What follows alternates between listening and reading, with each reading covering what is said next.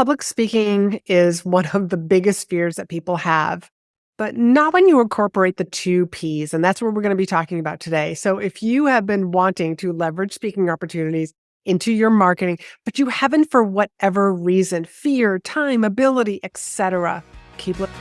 Are you a coach, consultant, or service provider who's frustrated with the growth of your business? You're in the right place. I'm your host, Laurie-Ann Murabito, and you're listening to Be in Demand, where I talk about how to leverage speaking opportunities to grow your business, get positioned as the expert, and monetize your expertise. Let's get on to the show. Thank you so much for joining me. And I realized, according to my downloads, there are a lot more people who are listening to this podcast. So thank you very much. Thank you to the people who have reached out, who DM me and send me messages. And especially thank you to the people who have jumped on calls with me. So I just want to say thank you so much because I don't take it lightly that you are listening to this podcast when you have a choice to listen to so many others. And thank you to all the people who are also leaving reviews because that is what helps to share this podcast with other people. The more reviews we have, the more people I am able to reach. So deeply appreciate that. So let's just talk about why you might be afraid of putting yourself out there. In the holiday spirit of Halloween, it's spooky. It's scary to put yourself out there. It's spooky or scary to hire a coach. It's spooky to hire a speaker. That is a message that I would send to a meeting planner, just to have a little fun with the holiday. But maybe you're afraid to put yourself out there. Maybe you had a bad experience once upon a time. Maybe you're afraid of what people might think or what people might say, regarding the bad experience. I know that I shared with you on a previous episode how there was this time where I was spontaneously told to get up there and speak, and I couldn't stop giggling. I couldn't stop laughing, and I used the excuse that I had just heard a really funny joke. I'm really not sure if the audience bought that, but it was how I was able to step off the stage. So that moment still sticks with me, but that is because one of the P's wasn't present. Another reason why you might not be putting yourself out there is that you just don't feel that your story is good enough. It's not interesting to tell. Maybe you feel that speaking might be a waste of your time. Is it going to produce the results for your business? Are you going to attract clients? Are you going to get sales calls? Are you going to get referred to other places to speak? Because you've heard me say that speaking easily snowballs. It easily snowballs when you do it right. And that's part of the in-demand signature speech methodology, is that we inject things in there so that people know that there are other speeches that they can hire you for, that there are workshops or programs or courses that you offer, etc. So I always want my clients and my students to always get spin-off business every time they speak. So this is a very interesting week. It's Halloween, but it's also harvest season. And so I think these two really go really well together because Halloween, spookiness. So here comes the fear of putting yourself out there, the fear of public speaking, the fear of, is my story good enough? But it's also a harvest season where we are reaping the rewards of our work. And that is exactly what speaking does for you. You will reap the rewards of the two P's, which I'm going to talk a little bit more about, but it's also just putting yourself out there. And that's not one of the P's, by the way, but being able to reap the rewards of putting yourself out there. Thinking about the past few years and how we went from an in-person world to a virtual world. And now we're a little mix and mix. And I don't mean just about conferences and meetings. I mean, networking events, their attendance has gone down and they've seen that. And now attendance is starting to get back up there, but there's still people who aren't putting themselves out there. They're not making the effort to go to those in-person networking events, in-person conferences, because we developed these habits from a few years ago to stay at home and be on the computer. And that's not doing anything for your business. There is something about in-person events. I just came back from a retreat in Peru and spent quality time with 7 other humans who I have to say, we formed such a bond. And if you were watching my stories over on Instagram, you probably saw some of the stories, the ups and the downs, not just the mountains, but I also got altitude sickness. So speaking is harvesting, but just like any crop, you have to prepare the soil. You have to plant the seeds. It needs water and sunshine. You have to tend to the weeds so that you will have this abundant crop at the end. And that does take a little bit of work. It takes a little bit of skill to put yourself out there, to craft a speech that people want to listen to, crafting a speech that you're going to use again and again and again. Or maybe you need to build your own stage so that you can harvest from that stage. And what I mean by that, if you happen to be new here, like this podcast, this is my own stage. IG stories, that's my own stage. If I go live on Instagram or Facebook or LinkedIn, that's me building and being on my own stage. So keep in mind, speaking needs to be redefined, and you can build your own stage that you speak from, and it doesn't always have to be in the form of a meeting or a conference. You can start your own stage. As a matter of fact, I tell all my clients, pick a stage.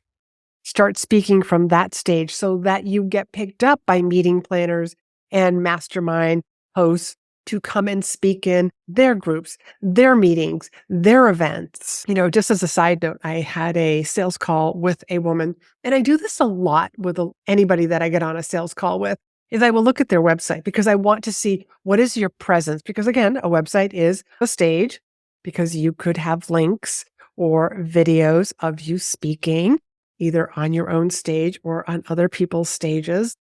And I will always look at it real time because I want to give them feedback real time. Not, I did look at your website and here's what I noticed, but I want to look at it with fresh eyes, right then and there to let them know, here's my opinion.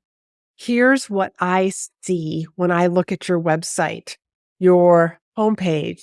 Do you have a speaker page? What is the impression that I get? Do you look like a speaker? Do you look like a coach? Or do you look like something else? Do you look like a speaker? Do you look like a paid speaker? Now, looking like a paid speaker is very different than looking like a free speaker. Enough about that. Going back to the spookiness of putting yourself out there. Remember when you first learned to drive a car? It's so mental. Okay, 2 hands on the wheel, looking right, looking left. Okay, right foot is on the gas. Oh, okay, now I have to brake a little bit. Like you are mentally going through everything. And now you're changing the radio station or you're listening to a podcast, hopefully this podcast. You are looking at the screen on your car, or maybe you've got your phone attached to the windshield for your GPS. Maybe you are having a conversation with the person who is sitting next to you or who's on the phone. Like our subconscious starts to kick in because the subconscious job is to do things on repeat.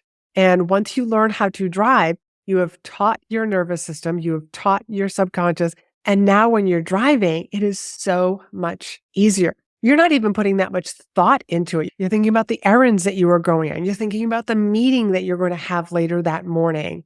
So speaking is exactly the same thing. You just need to teach your nervous system a new trick. I think back to my very first speaking opportunity, which I've shared here, where there was no beginning, there was no ending. I just turned into the college professor lecturing to the audience. I remember my very first live stream.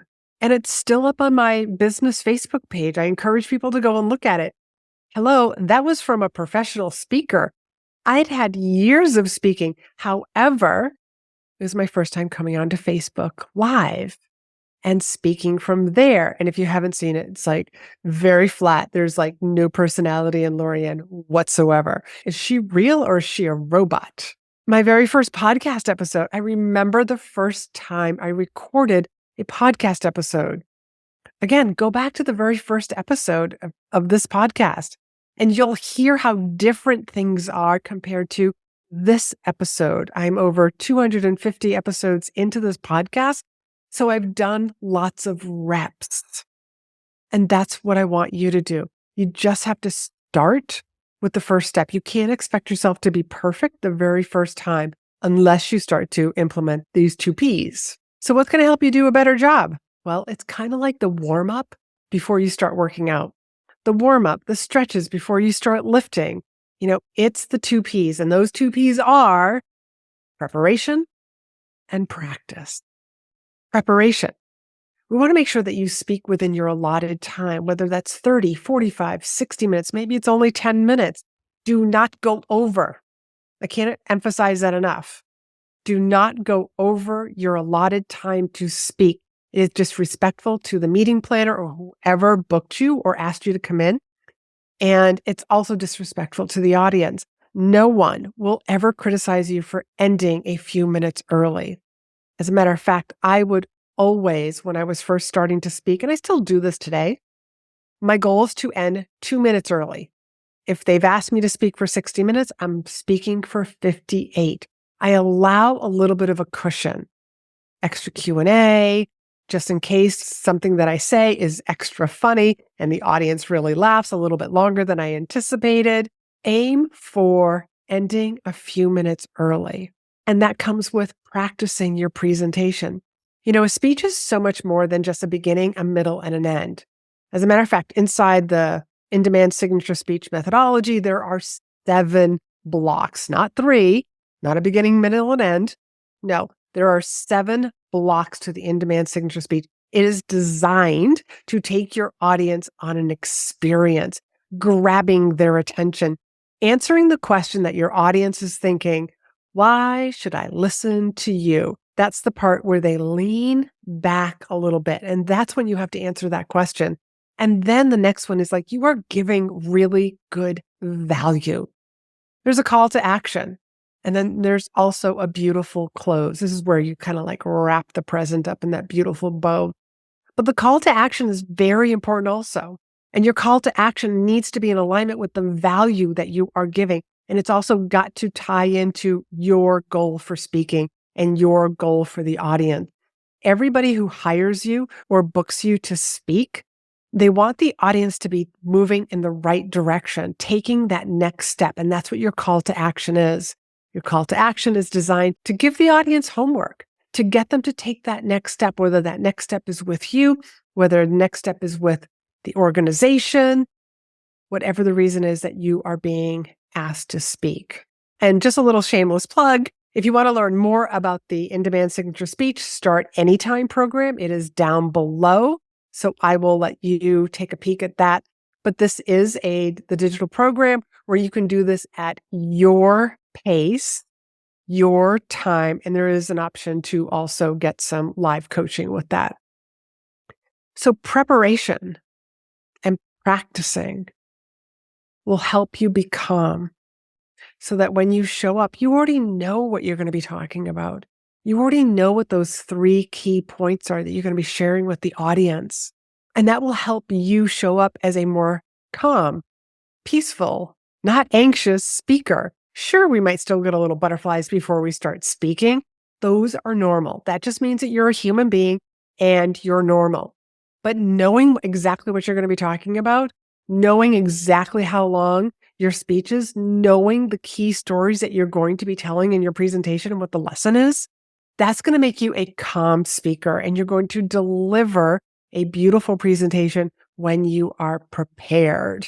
In regards to giving people really good value, there is no reason, absolutely no reason, to tell the audience everything you know about your area of expertise, your topic. Could you imagine how long this podcast episode would be if I shared with you 20 years of experience? It would be outrageously long. We're talking like Joe Rogan 10x'd. It would be like hours and hours, and you would be overwhelmed and you would never finish the episode. Hence the reason why it is broken down into these cute little episodes each and every week. And what happens when you teach too much, you overwhelm the audience.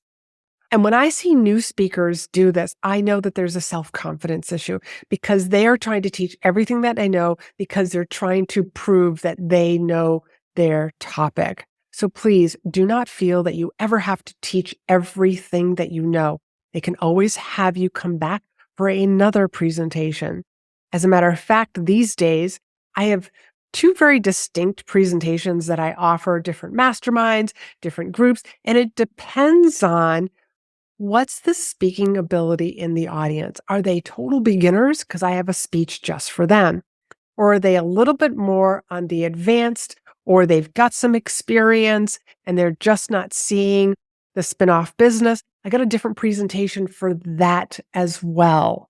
So it depends on the audience. And that's something that you'll get that information when you have your pre-event meeting with whomever is booking you. So that's your preparation. And then you want to practice. Write out your stories. Say your stories. Say your closing. You don't have to memorize every single word unless that's something that you enjoy doing.